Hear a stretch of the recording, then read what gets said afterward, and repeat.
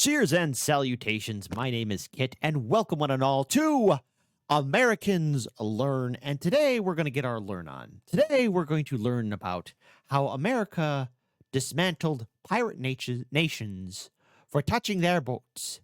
The Barbary Wars. Yes, the Barbary Wars. Now, I think maybe we all know who's going to be narrating this. It's none other than the fat electrician. So do me a favor to all you beautiful, hip, cool cats. Support the original content creator. That link is in the description box below. So please, please, please, please, please do the right thing and support the original content creator. It's the one thing to do. It's the right thing to do. And I expect all of you to do it because it's correct. All right? So be nice and do the right thing. So without further ado, we're going to hear the fat electrician talk about the Barbary Wars. And the Barbary Wars are a little bit close to the Marine Corps because that's how eventually the Marine officers got that infamous Mameluke sword. That's right. See, we enlisted guys, we have a sword, and I actually have my because I actually got one. I have my own sword. Enlisted have a sword, and then the officers have their own type of sword. See, and no other branch of service do the enlisted have a sword, but we do, because the Marine Corps is just that awesome. So, Semper Fidelis to all you beautiful people. And now, grab yourself a tasty snack and a tasty beverage, and let's play this video in a 3, not 2, a 1. Ah, yes, that time that pirates kept messing with American ships, so George Washington founded the United States Navy to do something about it. Yeah, the United States Navy was founded for the sole reason of hunting pirates. Today we're talking about the Barbary Wars. Ladies and gentlemen, it is pretty much an ongoing internet joke that you do not mess with America's boats, you know, because of Operation Praying Mantis, that time that America decided they were going to sink half of Iran's navy in like 8 hours. And Vietnam, and World War II, and World War I, and the Spanish-American War, and the War of 1812. I guess if you're not picking up what I'm putting down, I'm trying to tell you, this is the origin story of why you don't mess with America's boats. But first, a word from our sponsor, because yes, leave our boats alone. This video is brought to you by my favorite underwear company, Sheath. Wait, hold on, I'm supposed to read a script for this one. Here's how to do a perfect ad read for our company. Let's take a quick second to thank our favorite sponsor for today's show, which is Sheath Underwear. Sheath makes the most comfortable boxer briefs ever worn, and Clarence's parents have a real good marriage. This shit's fucking lame. Okay, look, here's the deal. Whether you're talking to a veteran, a construction worker, or your dad, they're all gonna tell you that there's one universal truth to life, and that truth is that cargo pockets are fucking awesome. You're goddamn right. If you think Yes, I actually have some cargo pocket pants. They are awesome. cargo shorts are cool, wait till you try cargo underwear, except the cargo pocket is made with balls not being stuck to your thigh technology. And I know what you're thinking, but chubby electron guy, what if I try them out and I don't like it? Cool, just wear them like normal underwear and then you have a bonus cargo pocket. Nobody in the history of mankind has ever been like, damn it, I have too many available cargo pockets. It's never happened. Cargo shorts are not even cute at all. First of all, cargo shorts are awesome. They always have been. Second of all, you know what you and this cargo pocket have in common? You don't feel either of us? Oh. Ah. Ah. Ow. God, my heart, my stomach, my brain. I felt that smack over here. Oh.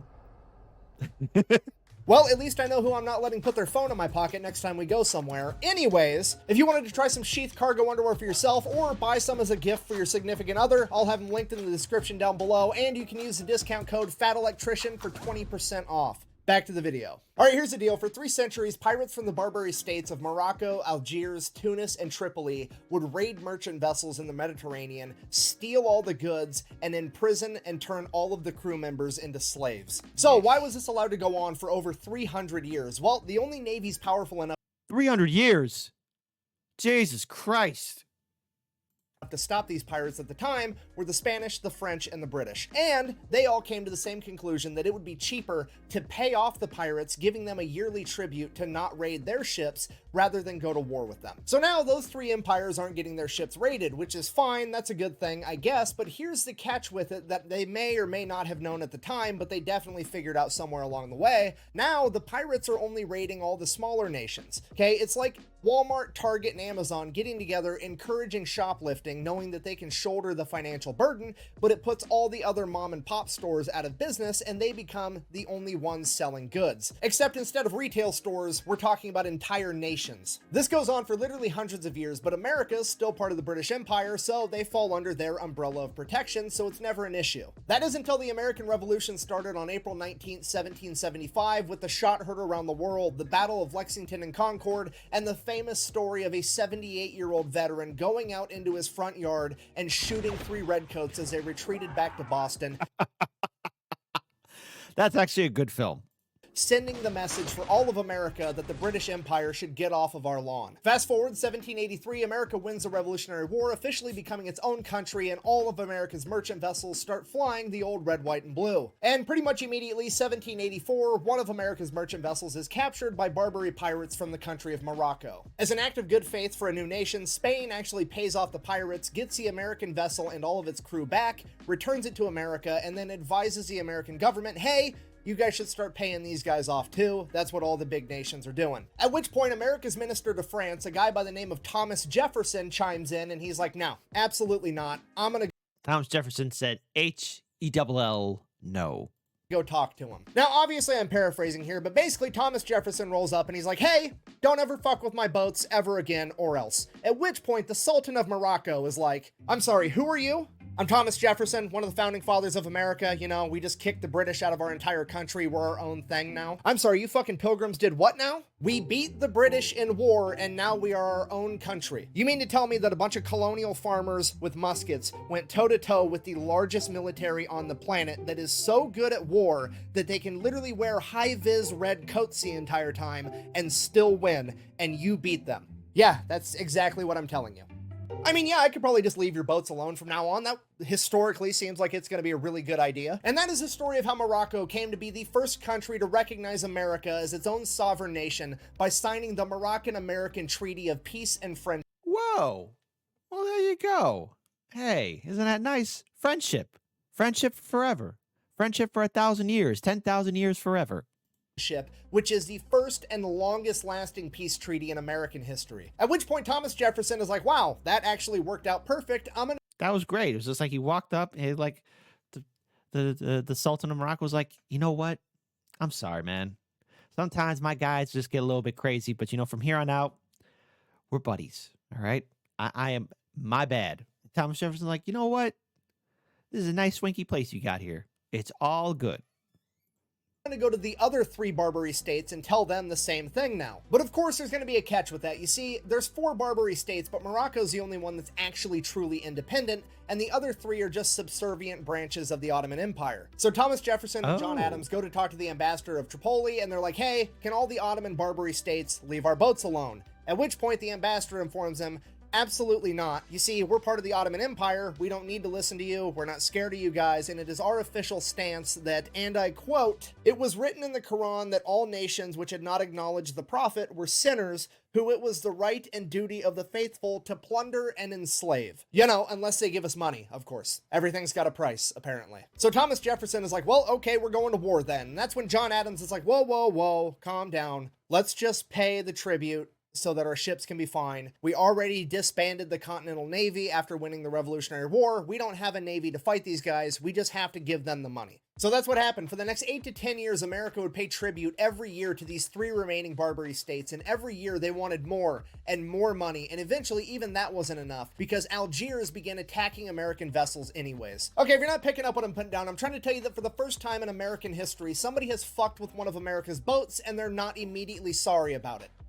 Yet. The president at the time, George Washington, goes to Congress and pretty much tells them what's going to happen because at this point in time, George Washington is basically the king of America. Nobody actually knows if he's going to step down from presidency or not. So he's like, hey, guess what? You guys are going to pass the Naval Act of 1794, establishing the United States Navy. And at the very top of that document, it very clearly states that the purpose we are building the United States Navy is so that we can combat Algerine corsairs, which is just a fancy word for state-funded pirates. Yes, I'm telling you that the founding document of the most powerful navy the world has ever seen at the top specifically states the sole reason for their creation is to hunt down and destroy pirates that had the audacity to fuck with one of America's ships. We've officially entered the find out portion of the story. America Good. Fantastic. immediately commissions the building of 6 enormous frigates covered in guns to go fight these pirates. Fast forward to when the frigates are done, it takes a couple years. It is now 1798, and George Washington has decided to step down from power, allowing for an election to happen, and we are now into the second president of America, John Adams. And John Adams decides he would rather keep paying tribute. Disappointed!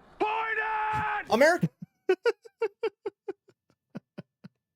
You know, that was an accident. He wasn't really supposed to say disappointed. He's supposed to look disappointed. And then of course, the infamous very disappointed.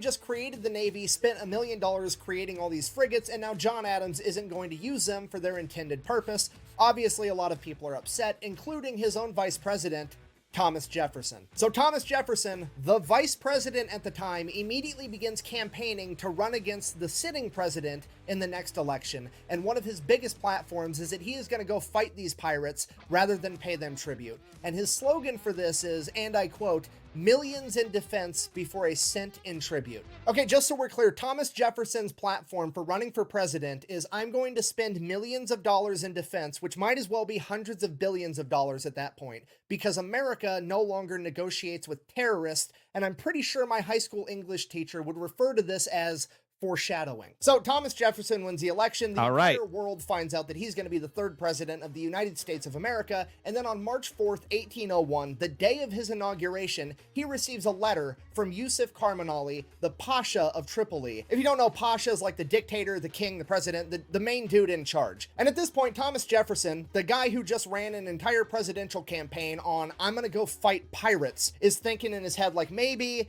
this guy found out that I'm about to send a Navy over there to beat him up, and he's going to send an apology. Maybe he wants to sign a peace treaty like Morocco did. This is Like the guy from Morocco was like, yeah, sure, man. Like, look, I'm sorry. Maybe all will be well. Maybe it's a direct message, a text. You haven't opened it yet, but you're hoping for some good news. Already working out great. I might not even have to send my Navy over there. He opens the letter, and Pasha Yusuf Karmanali has decided that he is going to poke the Pilgrim King, because he is now demanding that because of the new administration, the United States owes him an extra $225,000 in tribute. And Thomas Jefferson is pissed. You're trying to get crazy with this. Don't you know I'm local? Originally, Thomas Jefferson was going to have to go to Congress, get permission to activate the Navy to send him over there to fight these pirates, but not now. He's so mad we're activating the Rainbow Shortcut to ass-whooping land, and Pasha Yusuf is going to have some consequences immediately because he's sending the Navy today. But like I said, it takes a literal act of Congress to send the U.S. Navy over there on a military mission, so Thomas Jefferson is like, that's fine, we just won't send them on a military mission. Fill up one of our frigates with a bunch of gifts and peace offerings for Pasha Yusuf, and then give it a nice healthy escort of other frigates to defend it, and send them on their merry way to deliver the gifts. Right after he gives the commander of the United States Navy the standing order that he is also to defend any American citizen or ship from any potential aggression. Not aggression, potential aggression. If he thinks that somebody else might be thinking about doing something aggressive, take them out, take them down, do your... They should never have made a sequel to this movie, but all in all, Independence Day, a great film for the 4th of July. Just like The Patriot, and just like Rocky IV. Do your stuff. So the Navy sets sail. They're gone. They're en route. Thomas Jefferson's sitting in his office, and he comes to the realization, man, I'm pretty sure these pirates are going to attack him, but if they don't, they're actually going to end up giving Pasha What's-His-Nuts a bunch of these gifts, and I can't have it. So he whips out the old quill and parchment, he writes a letter back, and sends that off. And that letter basically reads, hey, America's done giving you tribute for the rest of forever, F off. And obviously the letter makes it there first, at which point Pasha goes to the American consulate building and chops down the flagpole with the American flag on it, which in that part of the world is how you declare war. So the US Navy shows up off the coast of the Barbary states, the pirates attack them because they've already declared war, the US Navy defends themselves, word gets back to America, Congress then is like, oh, hey, we're at war, we're gonna go ahead and give Thomas Jefferson permission to use the United States Marine Corps at his discretion. And this is why, to this day, the United States Marine Corps is the only branch of the U.S. military that can be sent and deployed anywhere in the world without congressional approval. Yeah. That's right. Without congressional approval. We could do that again. I want to hear that again one more time. Because that was art right there. United States Marine Corps at his discretion. And this is why, to this day, the United States Marine Corps is the only branch of the U.S. military that can be sent and deployed anywhere in the world without congressional approval. So for the next 2 years, the U.S. Navy and the Marine Corps set up a naval blockade and just go on a pirate hunting extravaganza until October. Wait, we're going to listen to that one more time.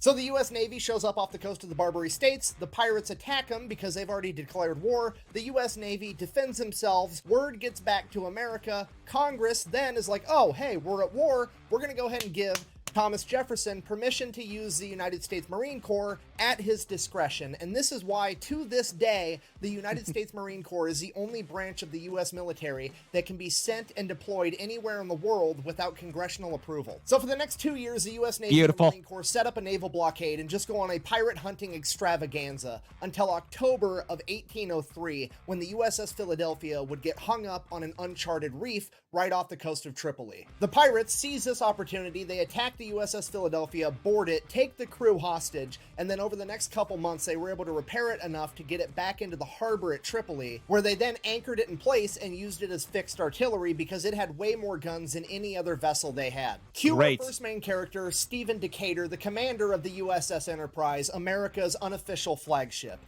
Enterprise, getting the job done. No matter what. And who would know that many years down the road, it would be the flagship of the Federation. Glorious. He decides that he's going to don his plot armor, take the USS Enterprise out, and acquire himself a pirate ship, which he does. He then takes that pirate ship and the USS Enterprise and sails both of them to Sicily, where he hires 5 Sicilian mercenaries that know how to speak Arabic. They then sail back to Tripoli, where Decatur and 80 Marines are going to go below deck of this pirate ship, which has now been christened the USS Intrepid, as the 5 mercenaries are going to sail directly into the heart of the harbor, pretending to be Barbary pirates. They then go directly to the USS Philadelphia. 80 Marines and Stephen Decatur run out, kill the entire crew of pirates that are on the USS Philadelphia, and reclaim it. Unfortunately, the USS Philadelphia is too damaged to actually be used as a ship ever again. Oh no. Stephen Decatur decides, fine, we're just going to burn the entire thing to the ground, because if we can't have it, no one can have it. That's Deprive exactly. the enemy of nice things. I'm pretty sure Sun Tzu said that. So that's exactly what they do. They light the USS Philadelphia on fire. They're positive it can't be put out, and then they bounce. Not a single American is injured, and Stephen Decatur is hailed a hero because he has now led what is, in my opinion, America's first special operations mission. So now that that's taken care of, glorious. Shout out to my fellow Sicilians. Shout out to my fellow Marines. Beautiful. But rest in peace, USS Philadelphia. You'll be remembered as a ship of brotherly love. the problem at hand is that the crew of the USS Philadelphia is still being held hostage by the Barbary pirates, and they want a ton of money in exchange for them back. However, America no longer negotiates with terrorists, and that's not an option. Cue our next 2 main characters, William Eaton and Presley O'Bannon. And before you ask, yes, Presley O'Bannon, as in the USS O'Bannon, the Fletcher-class destroyer from World War II that sank a Japanese submarine with potatoes. So they go in and they pitch. Can't go wrong with potatoes. Now, I personally am a fan of sweet potatoes, but hey, any potato will do. Their idea of how they're going to get the crew of the USS Philadelphia back, and it is, by every definition, a special operations mission. Basically, they want to take themselves 2 dudes plus 6 Marines for a total of 8 guys, and they're going to get dropped off in Egypt, because in Egypt is Yusuf Karmali's brother that is living in exile because Yusuf kicked him out because he is technically the rightful heir of Tripoli. So they're going to get that guy and all the buddies that are loyal to him, like 500 men, and then they're going to march them through the desert to Derna, where they are then going to use them to fight and take over the city and exchange the city for the crew of the USS Philadelphia. And upon hearing this ridiculous plan, the US military leadership is like, whoa, whoa, whoa. You want to take a small contingency of men, be dropped off in a foreign country, meet up with a rebel leader who already has a bunch of men, and then convince him that you're going to help him overthrow a current dictator, and then he can be the new dictator, and basically we're using other people to fight other people that we don't like to benefit us. And Presley O'Bannon and Eaton are like, yeah, that's pretty much exactly it. And the government is like, this is a terrific idea. I mean, we're probably never ever going to do anything like this ever again. And we're Of course we are.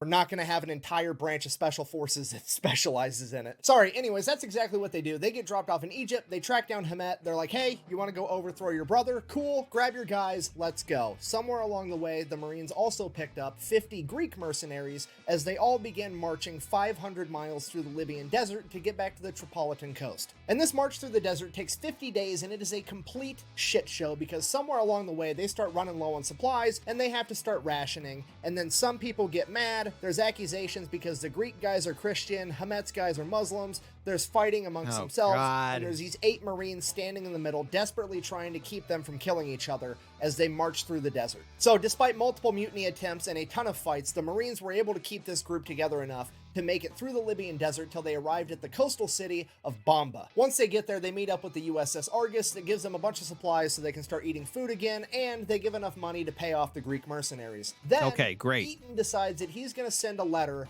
over to the governor of Derna right next door, because remember, we can't attack unless they're potentially aggressive. Okay, so he sends a letter and is basically like, hey, I'm going to march my army through the middle of your town to go kill your boss on my way to Tripoli. Can I have some safe passage and maybe some food? The governor of Derna sends a letter back that says, my head or yours, which sounds potentially aggressive enough.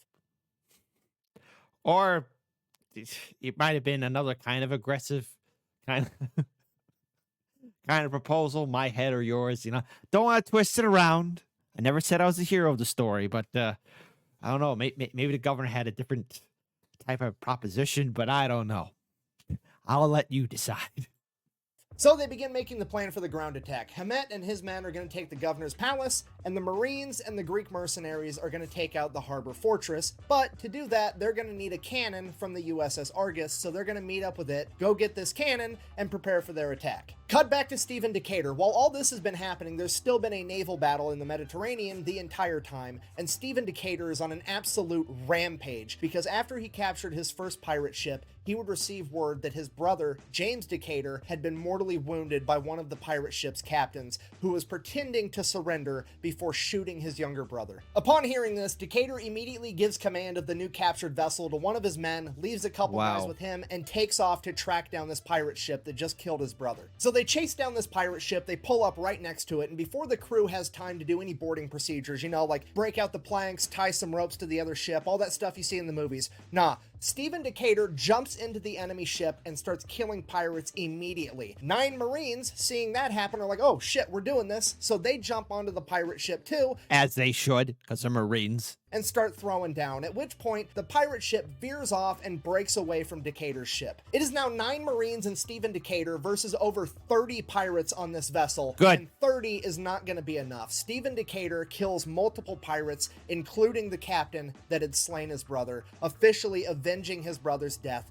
capturing that vessel as well. But he is still absolutely furious that his brother died, and he continues to go on a rampage, capturing another pirate ship and destroying 3 more over the coming weeks. Cut back to the men on the ground. Eaton and O'Bannon have been getting their battle plan ready this entire time. They just had their men go get a cannon off the USS Argus because they really need this cannon if they're going to be able to pull off this mission. So they're ready to attack. The U.S. Navy gets into formation, and they are going to bombard the entire city of Derna while they launch this attack. Despite that, there's over 2,000 men loyal to Pasha Yusuf that are going to defend it, and they are heavily outnumbered. So Navy starts bombarding the shore. Hamet and his men take off to go attack the governor's palace, and Eaton, O'Bannon, the Marines, and the Greek mercenaries begin launching their attack on the harbor fortress. They open up with the initial cannon fire, which is going to be vital to be able to break through the enemy lines and establish their foothold. They fire the cannon. As they go to reload and fire it again, they realize that they had accidentally forgot to take the ramrod out of the cannon and shot that at the enemy too. Now the cannon's completely out, and they're kind of like, oh shit, what do we do? What do we do? And Presley O'Bannon just charges into battle as the other Marines follow behind him and the Greek mercenaries behind them. They attack so quickly and so violently that they're able to overrun the entire enemy fortress before anybody really knows what's going on. And Presley O'Bannon becomes the first American ever to raise the Star-Spangled Banner over a foreign battlefield. This battle, the taking of the Tripolitan coastal city of Derna, is enshrined in Marine Corps history in the Marine Corps hymn with the line, "From the halls of Montezuma to the shores of Tripoli, we fight our country's battles in the air, on land, and sea. First, fight for right and freedom, and to keep our honor clean, we are proud to claim the title of United States Marine.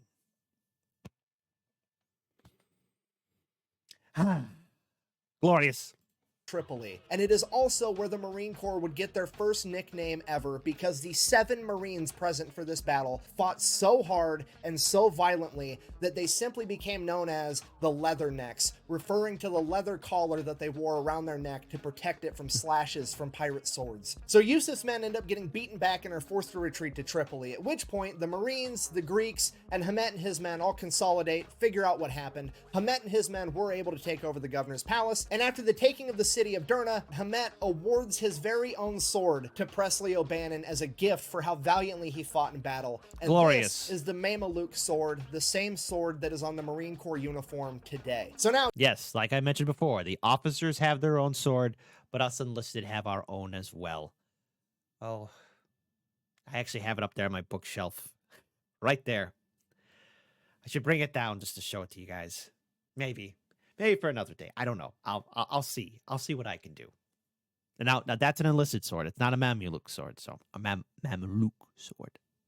Yusuf consolidates his military, sends an enormous army back to Derna to try to take it back over, and they're kind of just sitting on the outskirts of the city, waiting for the right moment to attack. Eaton and O'Bannon are writing correspondence to the US military in the chain of command like, hey, we took this entire city with like 8 Marines, give us some reinforcements, we're gonna go take Tripoli next, and then we'll just overthrow this entire country. This goes on for over a month, and they defend the city multiple times from attacks from Yusuf's men, and eventually Eaton receives a letter informing him that he is to stand down and just leave, because American diplomat Tobias Locke has struck up a deal with Yusuf Karmanali. And apparently he struck up this deal with absolutely nobody's permission, because the deal is America is going to pay Yusuf Karmanali, the pirate king, $60,000, and in exchange we are going to receive the USS Philadelphia back, as well as a peace treaty that they are going to leave American ships alone from now on. So yeah, everybody's pretty pissed off about it, from Thomas Jefferson, Presley O'Bannon, William Eaton, Stephen Decatur. They're all furious that we're giving $60,000 to this pirate king,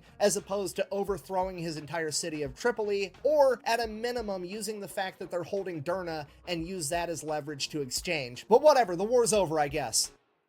For now. So the peace treaties were signed in 1805. Now, fast forward 7 years, 1812, the War of 1812 happens. Okay, Right. if you don't know, the War of 1812, there's more to it than this, but the reason that it started is that Great Britain wanted to have more control over the seas and trade, because America was getting too much, because America was no longer getting attacked by pirates, because we just beat them in a war now too. So Great Britain launches another war against America. During this war, they encourage the Barbary pirates to start attacking American vessels again. And honestly, it works out pretty good for the pirates, at least for a little while, because the American Navy is too busy to worry about them because their hands are full with the British Navy. Fast forward 2 years, 8 months later, the War of 1812 ends. Now, luckily for the Barbary pirates, Thomas Jefferson is no longer president at this point. We are on to America's 4th president. Let me check my notes here. James Madison. If you don't know, James Madison is one half of what is referred to as the Forefathers dynamic duo, and the other half is his best friend of all time, Thomas Jefferson. And I don't know if you figured this out yet at this point in the story, but Thomas Jefferson hates pirates. So sitting as he President should, James Madison, being the homie that he is, looks over at now Commodore Stephen Decatur and says, "Go get him, Tiger." Go get him, buddy. He then proceeds to assemble the largest U.S. naval fleet ever at this point in time and sails directly to the Barbary coast. He then immediately tracks down Algiers' flagship, the Mashuda, takes it out, captures over 400 members of its crew, and the ship itself. He then proceeds to take all of his gunboats directly to Algiers, park them in the port, and say, here's the deal. You're going to surrender, and you're never going to collect tribute from anyone ever again, or I'm going to overthrow your entire country. Obviously, they take the first option, at which point Decatur's like, okay, cool, next order of business. You're also going to pay me back for all the U.S. merchandise that you plundered during the War of 1812. And they're like, okay, here you go. They give it to him. He then proceeds to sail his fleet next door to Tunis and tell them the exact same thing, ordering them to sign a peace treaty, never raid an American vessel again, and then collects a bunch of money. He then sails them next door again to Tripoli and does the exact same thing, collects all this money, gets the peace treaties. The Barbary pirates never mess with America ever again. Decatur and his fleet sail back home, and he tells the government what happened. The American government is blown away at the results that Decatur was able to achieve when asked how he managed to not only get peace treaties without too much violence, but also get a bunch of money and concessions on top of it. All Decatur said was, peace was achieved through the mouth of our cannons, at which point he was given the nickname the conqueror of the Barbary pirates. And with the rest of the world seeing a new country in its infancy stand up for itself against the Barbary pirates and winning, they would start doing it too, and everybody started fighting back and quit paying tribute to the Barbary pirates, and in the coming years, they would fade into nothing as their 300-year reign of terror had come to an end. So in conclusion, the moral of the story is please, for the love of God, do not mess with America's boats. Thank you for watching. Best way to support the channel is go buy some merch over at thefatelectrician.com. Quack bang, out. And that is part one of the origin story of how America became the world police. I'll give you a hint, part two ends after the Korean War when NATO gets founded. Yeah, don't worry. No problems will come from that. None whatsoever. None whatsoever. So first of all, great narration by the fat electrician. Now you know why our boats are A-OK, but also more importantly, why no one should ever be involved in being a pirate because, you know, listen, South Park did a great episode about pirates, but, you know, being a pirate isn't what it's cracked up to be. You know, it's a lot of trouble, a lot of problems. And shout out to my fellow Marines who gave birth to how crazy we are and how we eventually earned the title of Leatherneck. So this was a great video. You know what you can do? The original link to the video is in the description box below. So as a favor for me, please support the original content creators. It's the right thing to do. It's the one thing to do. I expect all of you to do it. Drink water, protect your boats, And if you don't, well, then I think you need to take a little playbook from the U.S. Navy and United States Marine Corps and start regulating because your boat is your boat. You can't let anyone take your boat or stuff that's on your boat.